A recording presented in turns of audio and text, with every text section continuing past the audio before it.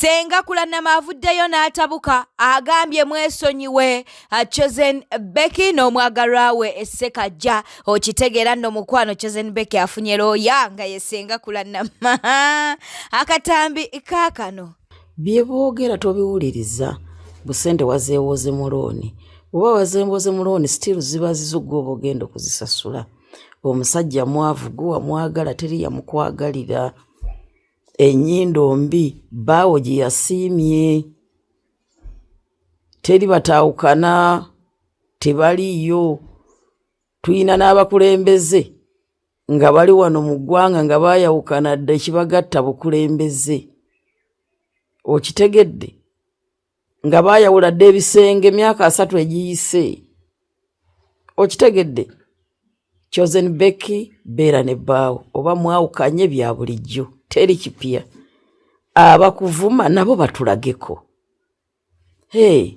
abakuvuma simanyi wafumbirwa ono simanyi n'omukyawa bubi simanyi omwana w'omusajja simanyi simanyi wabasituze ebipande simanyi wakoze otya ebyo si bipya oli ekitaabwe yabalabirira omuntu alabirira omwana yaba kitaabwe kyogamba kitaabwe tabalaba nti waliwo omusajja abalabirira nga simuliranga ku poliisi nti lwaki omusajja ono alabirira abaana bange.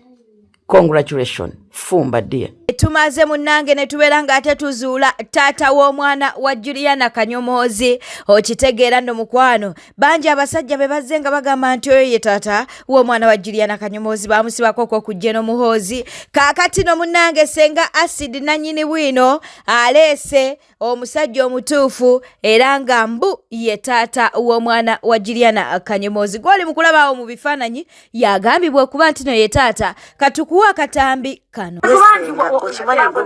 Waneno abajja abasajja b'abantu ne babazaalamu abaana abo ba Juliana baani bonna okitegeera temumanyi nani yamuzaala mu batu wino omusajja eyazaala mu Juliana abeera wali emutungo bamuyita mwami Lumala abeera mutungo gundi Lumala mumutegedde musajja mufungo awulire kambogale nderiwa Lumala wait omusajja eyazaala mu Juliana leka naye senga abasajja balekera bebeera selfish inze mpagira Becky oyo omusajja yuyo mwami Lumala yuyo eyazaala mu Juliana yuyo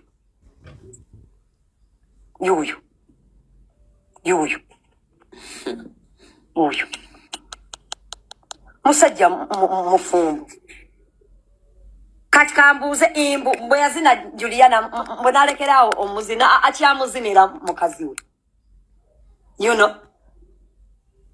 bantu bangi nnyo but it's how you relate with a person.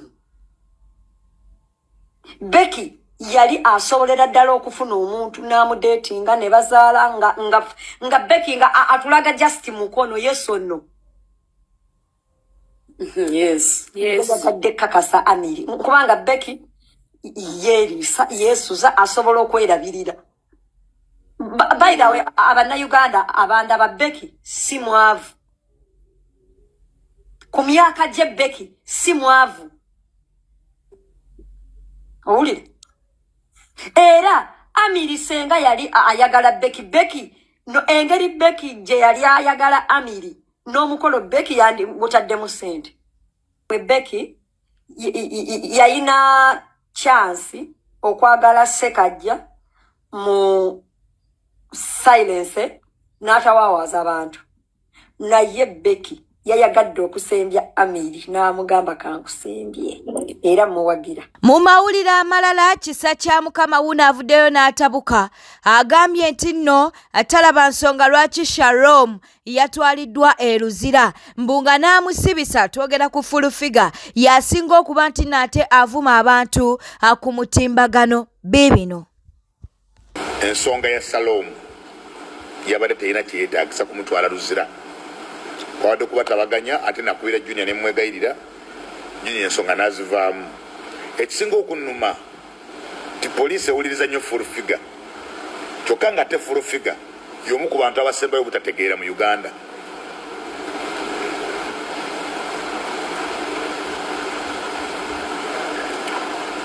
figure y'omu ku bantu abasembayo butategeera mu Uganda. Kati lwaki poliisi emuwanyi obudde ey'ensonga muyina okutegeera poliisi obutabako na sayidi. Full figure ayimira ku TV, ayimira ku kitokoze nebamuwaabira temumukwata. Kubanga emisango esobola okutwala full figure eruzira gisukka miliyoni. Kati waba yakutta abaana b'abantu mpozi nga bawa full figure musirikale nga bw'avuma ayina gy'omukola ki. Ffe twawemula dda twavumavuma abantu ne twakoowa. Poliisi muddemu ku magezi abantu abo bombi. Oba Salome yavumye itsoke, Junior yavumye itsoke, abo temuddamu kuwuliriza nsonga zaabwe. Era nsaba ekitongole kya poliisi Bunnambiro n'ekyamakomera batte Salome. Kuba bano abantu beevuma. You cannot base these are baseless. These are useless issue. Eteke eggwanga ku bunkenke bakutte Salome bamunoonyeza bawambye emmotoka ye. What case is that? Bano abantu nga bafulu figure beesiba mu basirikale abo. You cannot abuse someone's parents. Ate gwenkya ne bakuvuma. Ate gwe n'ogenda n'owaaba ate ne batwala omuntu mu kooti. Kyokka te bamuwaabira. I have to investigate on that matter. Era nja kubeerayo mu kooti eddako mbuuza omulamuzi. Kooti eddako ng'ennaku z'omwezi tugenda kulwana kwonna ennaku ezo Salome taliira Christmas mu kkomera. I am going to fight. Kubanga full figure naye amagezi tayina. Ate ategeera yasibye ategeera. Poliisi ejjudde kawukuumi, poliisi ejjudde nedda. And when Byabakama came, there was some discipline in police. Sisobola kubeera ku ekyo. However much kiswaza eggwanga nti full figure yawabidde ne bamusiba nga full figure abeera awemula abakungu, awemula abantu batakwatako. That was wrong and it's wrong and it's wrong. Me, I stand with my word and I stand firmly. I stand committed. I stand nze mbagamba ennaku z'omwezi nga 3 Salome tagenda zituusa. Ku nsonga za Walukaga kisa kya Mukama bw'ati bw'agambye yavuddeyo munange n'anenya ab'akakiiko k'ebyokulonda. Ensonga ya Walukaga nalabye obujega ng'ekitongole kye tulina mu ggwanga ekyelectoral commission kyabujega nnyo okujja Walukaga mu kalulu. Kiswaza eggwanga lyaffe ne sisitimu ne integrity mu ggwanga bw'erina okubeera. Kubanga ekitongole kino ekyelectoral commission omulimu gwakyo omukulu gusunsula. Ensonga lwaki bateekawo nomination day. Once you nominate someone, oba omaze okukakasa nti ebitabo bye biwera. Ekitegeeza omala omunominatinga nga gwe amagezi go ne gakulaga gubeera mulimu gwa kooti, oli kuddukira mu kooti n'awaaba. Ate ekitongole kye kimu Walukaga gye yasasulira ssente ne bamunominatinga ate kyekyamuggyeyo. Obwo bujega. Obwo bujega. Mwami Byabakama mwatuswazizza ng'eggwanga nti ekitongole ekyanominatinga omuntu ekimukakasa nti empapula zawaddeyo ntuufu. Kyekitongole kyekimu kyekigamba mbw ate omusajja teyasoma. Why did you nominate that person? The requirements. Actually verification nze bwe mba nze ntwala ekitongole ekyo mu kkooti ne kindiyirira. Ekisookera ddala tekirina buyinza kulondoola ebipapula by'omuntu nga bwe kitaafuna buyinza kumanya oba Walukaga ebipapula byewaayo bituufu. Sisitimu eba nfu.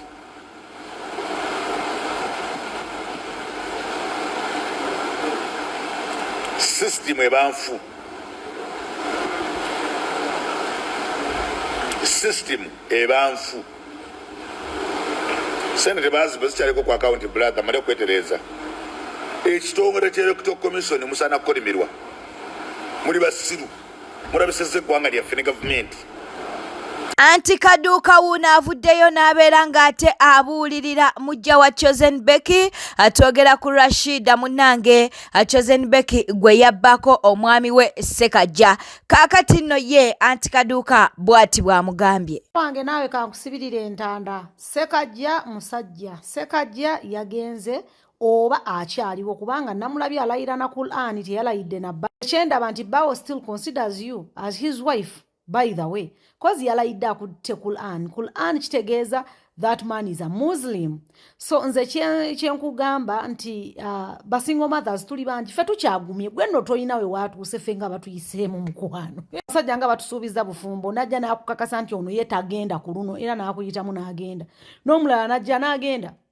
Naye tetujja kubeerawo ng'okaabira ekyo ffe mubakkiriza tugamba nti ekyo si kikyo ekitali kikyo ne bw'okola otya Mungu tasobola kukikola. So bw'oba oli wano tokkiriza abantu ba ku internet kuvuga tebananga oli mulungi nnyo osinga Chosen Becky. Baawo okutwala Chosen Becky tekiri ku bulungi osanga alina kyamulabamu nabagamba abakazi nti omusajja bw'aba akuzzaako they have personal reasons. Enga abakazi tulowooza omuntu okuba omulungi eri omusajja alina kubeera ne face ennungi ne kafiga akalungi ffe bwe tulowooza era nga abakazi kubanga entegeera yaffe abakazi si eri awo nti okitegeera we think beyond naye bba abasajja bwe batuuka okuwasa they look ku kisinga ku ffe. Gwolowooza singa bano abasajja tukeera ku makya ffe n'abakazi ne tugamba nti kati tutabuse tewali musajja kuddamu kutwebakako nga tazze waffe olowooza tebasobola kukikoza tebasobola kusooka waffe naye twasalawo ne tugamba nti munnaye kaakati leka twenkanenkane nabo so nabo ebimu babitulekera okitegeera akeera ku makya n'omufumbirwa ne wammwe nga tebamanyi n'obeera naye bazaddewo bakweka ng'oli lubuto nga bw'omanyeera you understand. So kyova olabanga ffe tetubanenya we batulekawo nze situlangako ku social media nenenya musa nti lwaki wandekawo yannimba si kunnimba nakkiriza kubanga era singa nagana ne mugamba no bw'oba onjagala tusooka mu bazadde osanga yandikikoze okitegeera naye ffe twanguyirwa nnyo ffe tulowooza nti bw'oneebaka n'omuntu oba n'omuzaalira osobola okumukiipinga ffenna bwe twalowoozanga ekitali kitu naye abasajja bo batuuka okuwasa ne bw'abanga gwe mukyala we ow'empeta asobola okuzzaako omukazi okitegeera era for his personal reasons benefits z'abasajja okuzza ku muntu ziba zaabwe tezifevalingangako oba nnamba emu oba nnamba tokkiriza abantu ba ku internet kuvuga kudda mu comment section bannange ng'onyiridde nnyo wabula onyirira nnyo singa Chosen Becky Chosen Becky alina kyakusinga olw'ensonga kati yalina omusajja ate ali naye mu mateeka ate era mu butuufu bwakyo so Chosen Becky yessaawa zino alinga omuntu atereezezza ensobi ze yakola mu kusooka teyasooka nakkiriza abasajja ne bamuzaaliramu bwerere n'agamba omuntu nno kuwa kati asooka mu bazadde era kino ekintu kituwa ekyokuyiga ffenna tosobola kuva wano n'ogenda ku kyeyessaawa zino n'okola ssente zo n'okomawo n'ogamba nokkiriza ddala bw'oba omusajja akakasiza nti akwagala lwaki tomugamba n'asooka ewamu ekisooka obaamu n'akasenteko ng'ogaana njagala okutegeeza abawala mwenna abali mu myaka gye bazaddemu ŋŋanze nammwe abalala you understand okitegeera tukyalina chance buli muntu asobola okufuna omusajja mwagala the way you carry yourself embeera bw'ogitutte kati ndabye abantu bakupika bagamba muteeremu obuyimba tolina kyolinza kulumya muntu alina certificate oli yayambadde ekiteeteeyi ekyeru wabula nze kyendowooza titujja kusaba Mungu ddala Ssekajja wabanga si yeye Katonda ajja kuleetera omusajja asinga Ssekajja emirundi 10 olunaku lw'olituuka okufumbira olikaaba amaziga ogambe nti kale yali wange ensi entulugunya yali wange abasajja abamumanyira yali wange ensi ensekerera ekyo kyekizinyisa abantu amazina ag'amaanyi ku mukolo gw'embaga okwanjula nolanga omuntu ng'azina nnyo oli bw'atuuka ku mukolo gwe n'omulaba ng'akaaba abantu nga bagamba yeekaabyaki people go through a lot okitegeera kyekibakaabya bajjukira yina gagundi yammanyira ne gunnanzanyirako ensi envumye kino nakino naye Katonda ntuusizza ku kino so we have to wait for God's timing. Marriage is about God. Oyo Chosen Becky si ye muntu asoose okufumbirwa omusajja nga bawa mukwano gwe only that Chosen Becky ali mawulire naye bangi abantu bafumbiddwa abasajja mikwano gy'abasajja baabwe ate era n'abasajja baagadde ku baganda b'abakazi baabwe baagadde ku besti b'abakazi baabwe mbwe kityo bwe kino kikola amawulire olw'ensonga Chosen Becky muntu ali mawulire ate Chosen Becky ali nganze akatonotono nti ye ayagala ensi yonna ekimanye tayagala kumanya era naawe nkusabira nti bwe biba temukwataganye ne Ssekajja kubanga mwami musiraamu ze kyemmanyi okyali mukyala we naawe naye nti bwe muba temukwataganye ne kigaanira ddala nsaba Katonda akuwa omusajja akusanyuse ebbanga ly'obulamu bwo bwonna ate ng'era ajja kujja ajja kujja bulungi nnyo akusanyuse akwagale akufeeko akuwulirize omuwuliremu emirembe kubanga ffenna kye tunoonya so si kubeera wantu ng'onyigirizibwa ng'oliwo ng'omukazi naye nga mu butuufu obufumbo obulimu bw'obwo ekyo si kye tunoonya so ffenna tulina abaana tetulina abasajja naye akaseera kajja kutuuka akatuufu tubeere n'abaami so njagala ogumire ku ffe era abo abantu bola abasinga mu comment section era abo abantu abali mu comment section bwe tugamba nti tubalemu abalina empeta tebawera na bantu 10 ku bantu 10 nga nnyo abakomenti nga tebawera bantu 10 kitegeeza abasinga kuno ffenna tuli ku bufumbo bwa nsobi n'abasinga oba abasinga tuli mu bufumbo bwa nsobi kyekyo kye nakolera vidiyo mabega ne ngamba kati bano abaana abaffe abato bwe manta nti so bakolera vidiyo babuulira mbagamba temukola nsobi ffe ze twakola I always tell them bitter truth mbagamba amazima ge mmanyi nti abaana abawala ngenda kubalumya naye kambagambe nti bana mulekerawo okwanguyiza abasajja ffe twabanguyiza batukoze buli kimu obubina butuweddeko amabeere gagudde biki kati n'okutwagala balinga abatuyamba but when someone bypasses your parents it's better byensiba nsomesa kuno so don't let internet ekuvuge speed ekutwalire ku speed ya tolina ky'osobola kukola kati ate ekyo kigenze beyond our imaginations kisuse kati kirimu katonda kirimu ebintu bingi kirimu okukwata ku Bible ng'ensi eraba kirimu okubanga obukakafu abulina nti oyo mwami we kikwegamba kirimu ebintu bingi so tolwana nakyo wabula engeri Ssekajja gyali omusiraamu gwe sigala mu maka g'omuli anaabaze ajje bwali kusanga nawe bakututte inshallah ng'ogenda omanya nti Ssekajja teyaliwo olinayo omusajja owo otherwise I love you, you little girl. I love you. Naffe munaye gye tuliro tukuza abaana mpola mpola bwe tulinda katonda atugondeze mu mbeera ze nabagamba omusajja wange gy'abe mwami Kigozi ne bwonsuula w'essaawa zino mwami Joero ne bwonsuulawo mmanyi nti owange ze nja kulinda paka oba omusajja wange naamusanga ku kasozi gye baaziika busiru bwo twakumanyiira obugwagwa bwo naati twabadde tutumanyi nti n'omusajja gwe wawasizza naye mugwagwa n'abulwamu wadde ettondo ly'otugezi eritonotono bwe riti erikugamba nti agagapande ge wakwasizza abaana gaabadde tegeetaagisa gwe n'ogatta obusiru bwo n'ogattako obwabbaawo gwe wawasizza ne mukwasa abaana agagapande ag'ekisiru ag'ekigwagwa ag'ekitumbaavu